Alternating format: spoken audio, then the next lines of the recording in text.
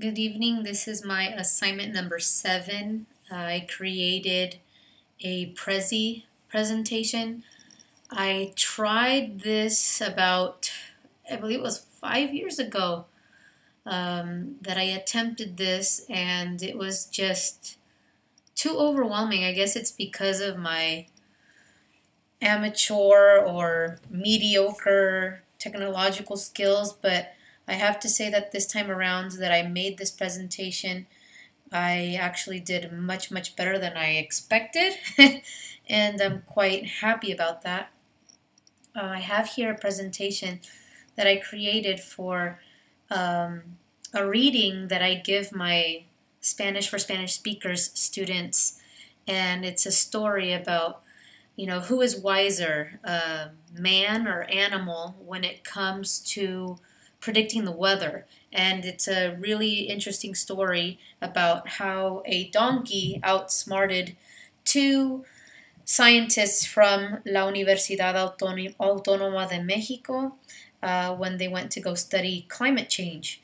So if I play this for you really quick, I'll show you just the different components. And students really enjoy this story. So I start off with just a little bit about the history of the university, and then we look at its logo. Then we move on to the picture of one of the buildings that are most famous there, the famous architecture of La Biblioteca Central, which is the main library on campus.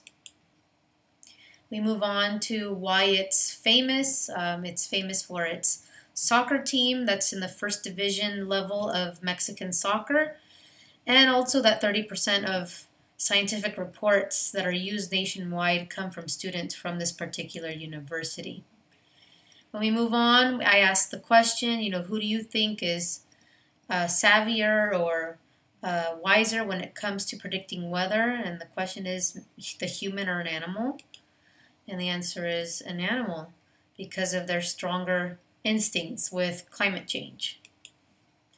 We move on to talk about how certain animals can predict if change in weather is coming along. The birds, some of these amphibians and larger animals like cows and donkeys have certain tendencies when climate changes or when something is approaching. So that's my presentation. Thank goodness I was able to create it without feeling dizzy like I had in the past. And I actually had one PREZI presentation saved here from 2011. I almost screamed when I saw it. I completely forgot about it, but I never finished it. So thanks again, Professor Lazarus, and I'm very proud of how I'm moving along in this course. Thank you.